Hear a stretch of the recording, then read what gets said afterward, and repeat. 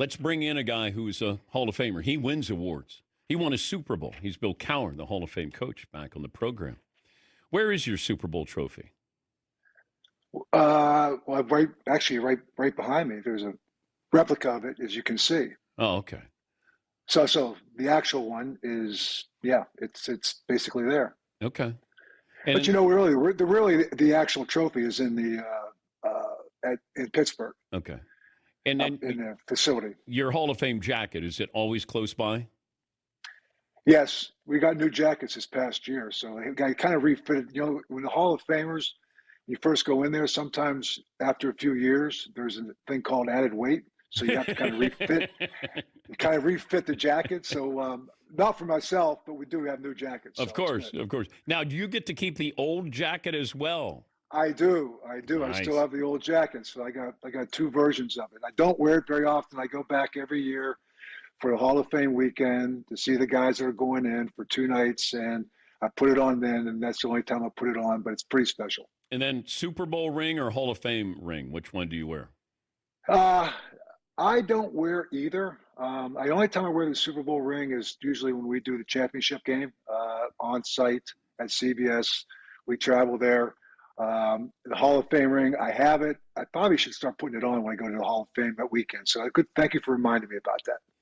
All right. The role a head coach plays, let's say the TJ Watt situation. Like, what role would you be playing if you were the head coach in his negotiations? Just to be a voice of reason, to be able to be there for him if he has any questions. I think, again, these things have a way of, you can't take it personally. It's that time of year. There's no real deadline at this point. He's gone through this before. We saw him almost hold up right till the first game and still have a stellar year.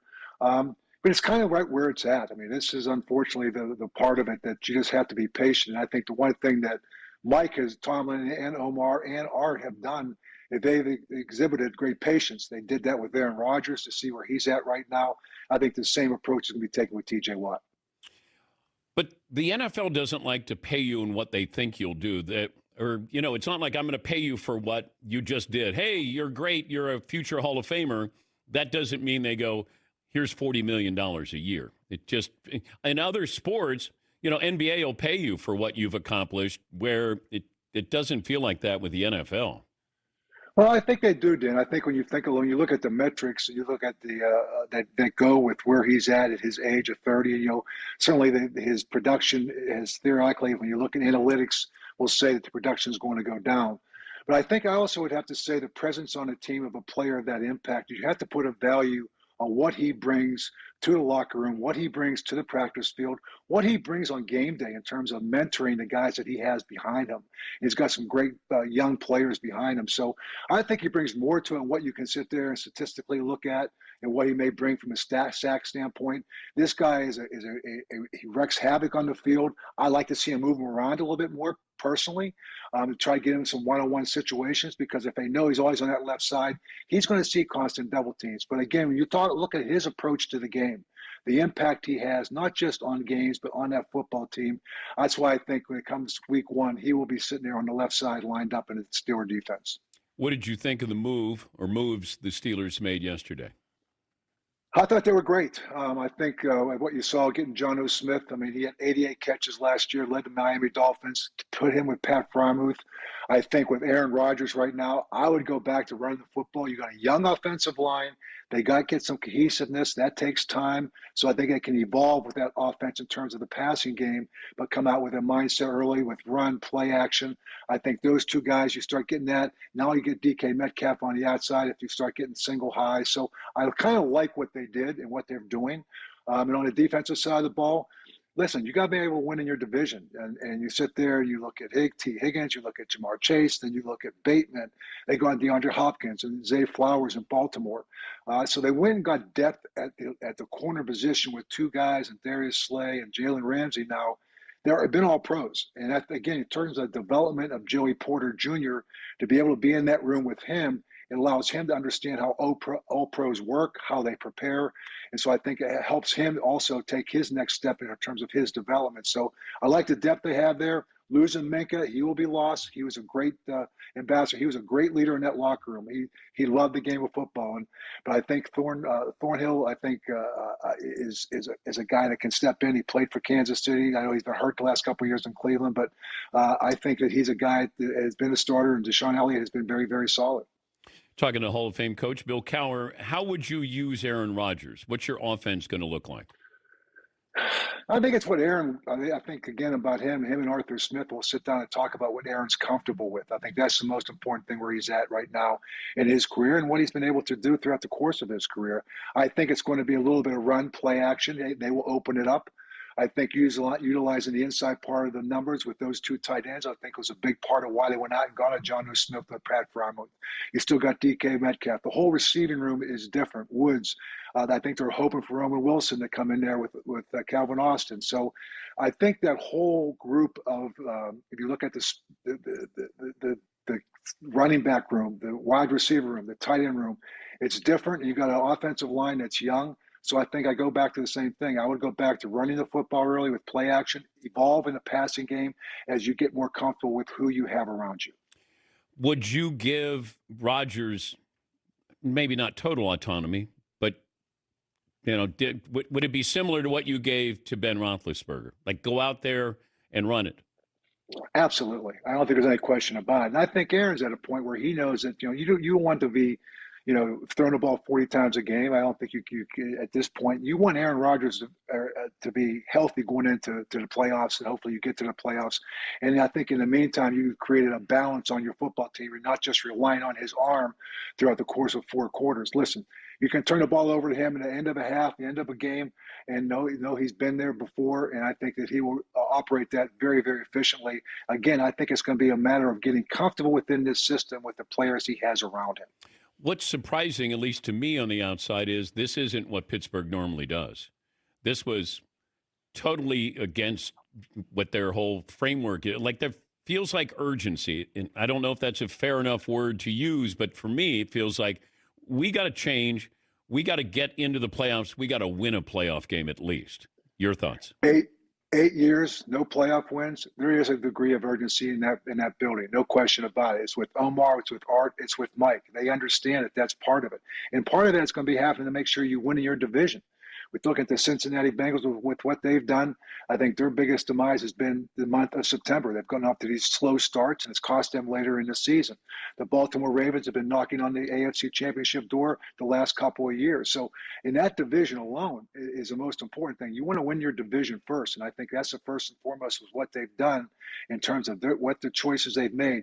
Bringing in depth at corner, sitting there and making sure that you shore up the running game, maybe with Aaron Rodgers and bringing him in and going back with Arthur Smith and doing some of the things that can accentuate some of your strengths, which has been on the defensive side of the ball, getting a Harmon in the first round to help that defensive line.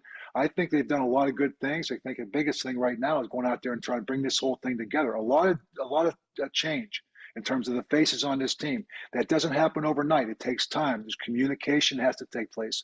You have to create some kind of continuity and with what you're trying to do on both sides of the ball. So again, going in there with an idea, but also with the flexibility that you can be able to adjust and adapt as the season goes along.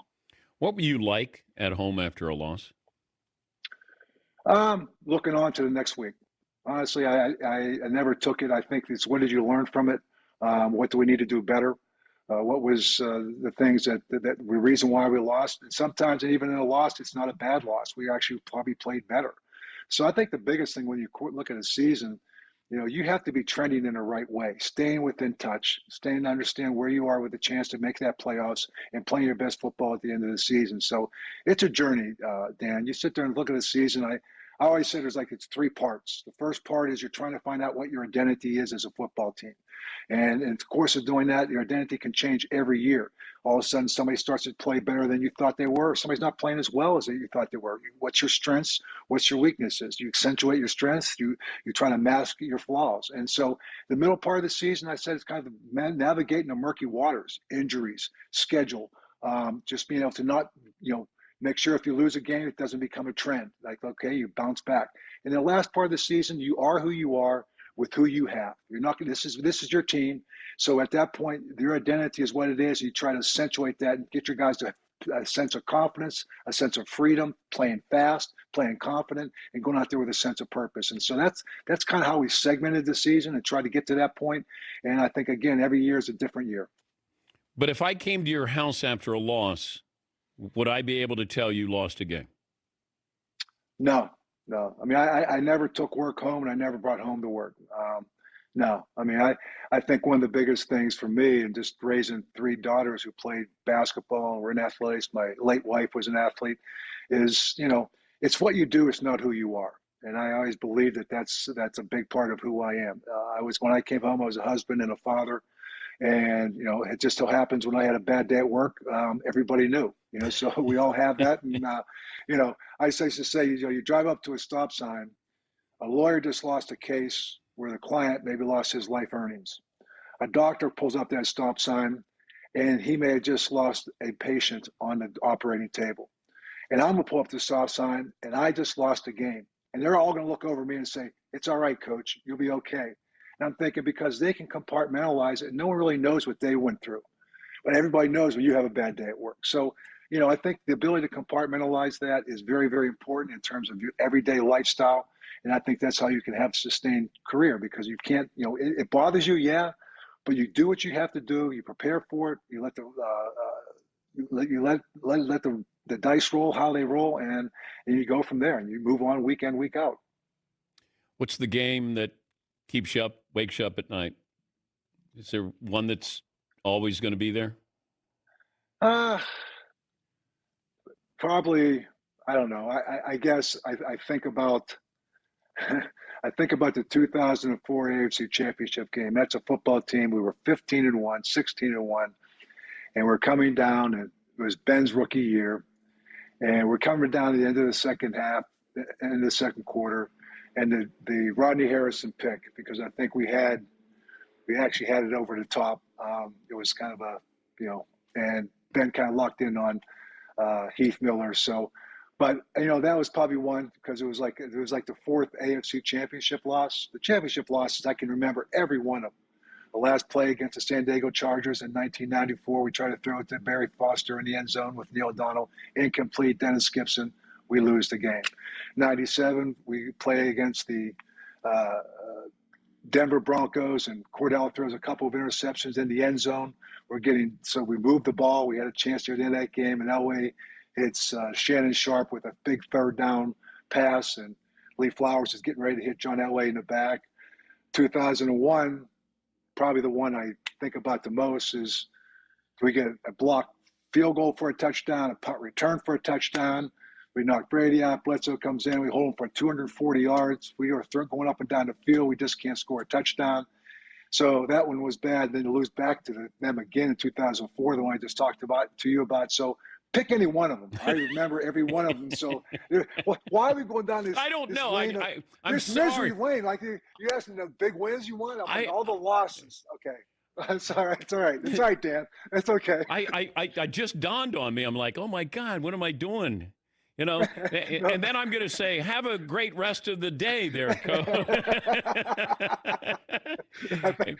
Thanks for memory lane. That was great. So you know what? Put your Hall of Fame jacket on and walk around the block or something. But the truth of the matter is, I think when you look at any coach, they will remember the losses, more than you remember the wins. Yeah. And I think that's a very, very fair point. And so you look at every one of those things. What could you have done differently?